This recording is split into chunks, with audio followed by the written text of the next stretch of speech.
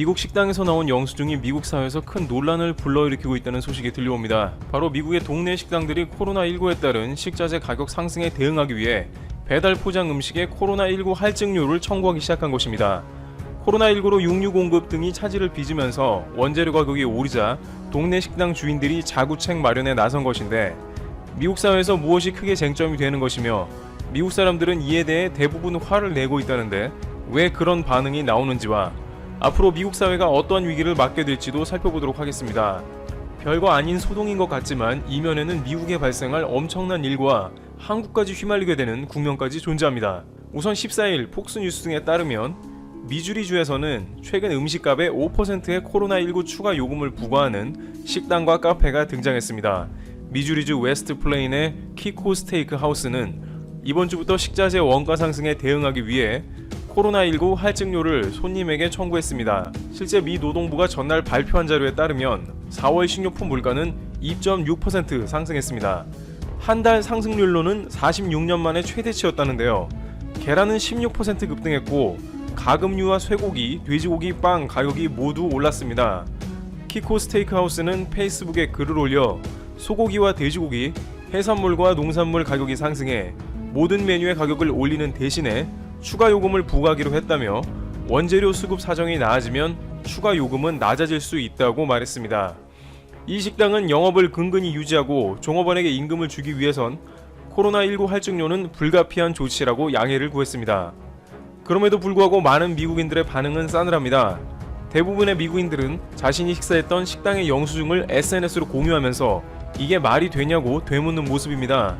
식당에서 손님들에게 원가를 무리하게 전가시키고 있다고 글을 올리며 직접 식당에 전화해서 항의하기도 합니다.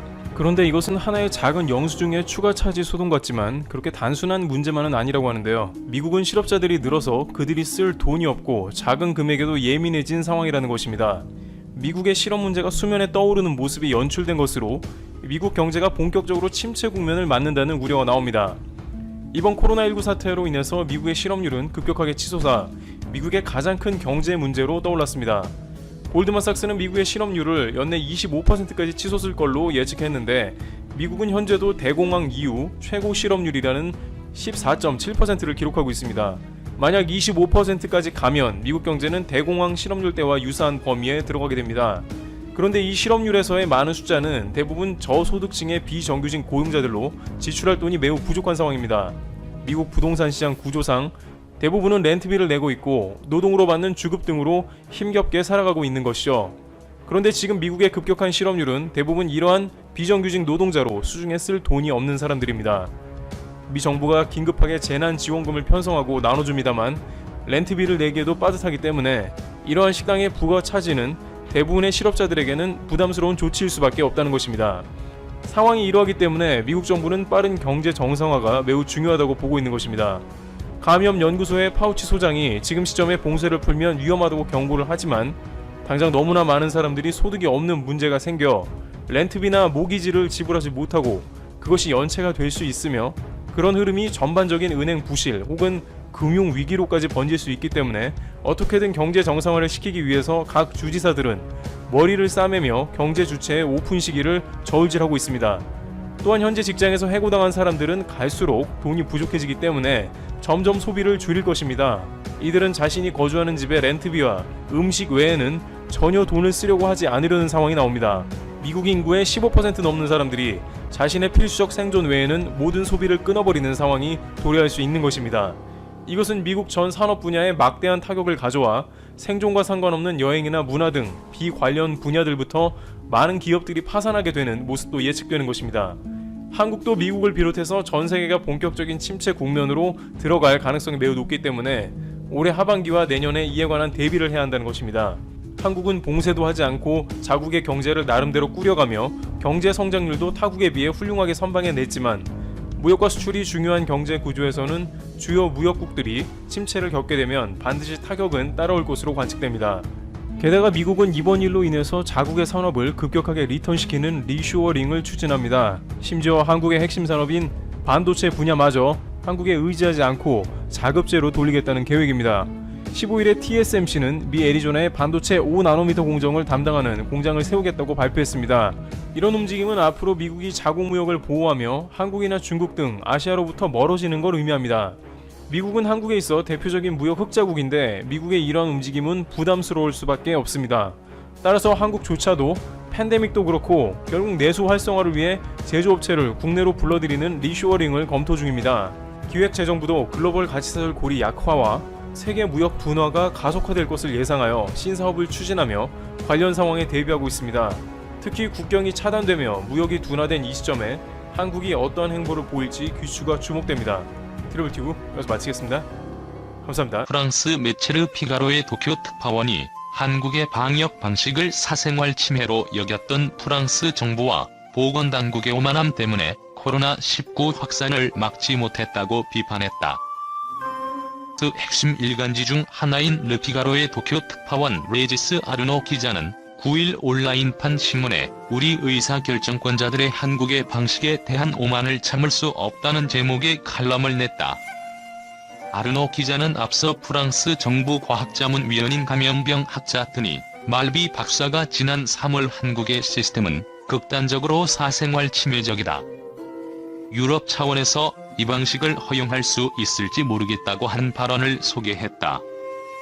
그러면서 아시아 국가들의 방식을 무지몽매함으로 지부한 프랑스가 마스크 착용이 아무 소용없으며 대대적 검사도 무용지물이라 주장해놓고 이제는 중국에서 마스크 10억 개를 받으려 하고 대규모 검사도 공언했다며 급변한 태도를 지적했다. 또 당신들이 사생활 침해 운운한 것을 기억하나라며 프랑스 보건당국이 전 국민을 대상으로 이동 제한령을 내린 것을 비판했다. 앞서 한국식 대응을 개인 자유 침해로 치부했지만 프랑스는 확진자 증가 추이를 감당할 수 없게 되자 필수적 사유를 제외한 이동, 여행 전면 금지, 약국과 식료품점 등 필수 업종을 제외한 모든 상점의 영업 중단 등 국민의 기본권까지 침해하는 조치에 나섰다고 고집었다. 그러면서도 보건당국이 바이러스 확산을 막지 못했다며 오만방자하다고 아르노 기자는 비판했다. 아르노 기자는 자국 정치권과 보건당국을 향해 프랑스 엘리트들의 아시아 국가들에 대한 오만방자함이라는 세균을 박멸하고 우리의 자유에 대해 더 고민할 기회가 됐다면 코로나 바이러스가 조금이라도 유익했을 것이라고도 했다. 그러면서 한국은 세계적 팬데믹 상황 속에서도 예정대로 총선을 준비하고 있다고 전했다.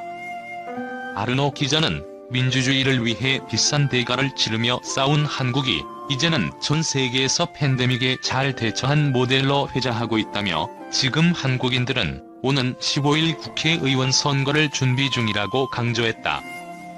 이어 프랑스인들이여 당신들은 그 선거를 기억하는가라면서 프랑스 내 코로나19 확진자 급증세 때문에 취소된 지난달 지방선거 결선 투표를 언급했다.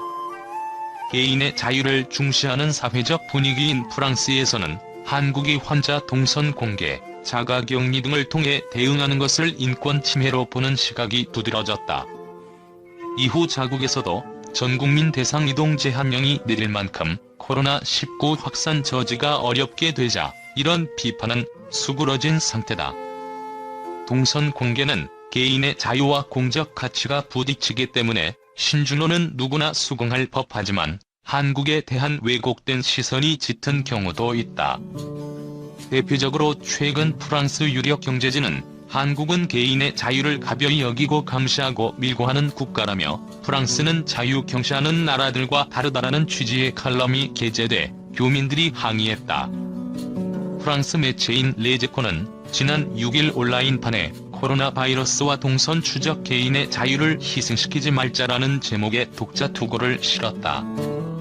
기고자인 비르지니 프라델 변호사는 중국안에서 바이러스가 유입될 위험이 거의 없다고 한 뒤 불과 2달 만에 우리는 코로나19와 전쟁 중이라는 대통령의 대국민 담화가 나왔다면서 프랑스 정부의 안일한 대처 과정을 질타했다. 그러던 중 한국의 감염자 동선 추적과 유사한 방식을 프랑스가 검토하는 것은 반대한다며 대만과 한국이 추적 장치를 마련한 것은 불행한 결과이며 프랑스 정부는 국민이 이런 상황을 겪지 않도록 해야 한다. 이두나라는 개인의 자유 측면에서는 본보기가 되는 국가가 아니고 오히려 최악의 국가라고 했다. 또 한국은 감시, 고발에 있어 세계 둘째가는 나라로 수천 명의 한국인이 학원에서 이런 기술을 훈련받고 담배 꽁초부터 간음까지 타인을 밀고 해 돈을 번다. 다행히 프랑스는 이런 나라들과 다르다. 이들은 개인의 자유를 오래전부터 경시해왔다. 물론 그런 자유가 존재했었더라면 말이다라고 hir난했다. 이 같은 칼럼에 주프랑스 한국대사관은 레제코 측에 항의했고 주프랑스 한국문화원장 명의로 반박 기고문을 보내 정식 항의했다. 주프랑스 한국대사관은 프랑스 언론 보도에 일일이 대응하진 않는다면서도 다만 해당 글은 프랑스에서 여론의 방향이 거의 없는 내용이지만 왜곡이 심각하다고 판단해 적극적으로 반박했다고 밝혔다. 프랑스 내 확진자는 현재 13만 명에 육박하며 사망자는 1만 3천 명을 넘겼다. 치명률은 우리나라의 5배 넘는 10.6%다. 한국보다 1,300만 명 정도 많은 프랑스의 인구를 고려했을 때 프랑스의 코로나19 대응은 실패로 평가되고 있다. 한편 일본 유명 방송인인 오구라 도모아키 앵커가 6일 본인이 진행하는 후지 TV 시사 정보 프로그램 도쿠다네에서 코로나19 확산과 관련해 자존심을 버리고 한국의 도움을 받자고 제안했다.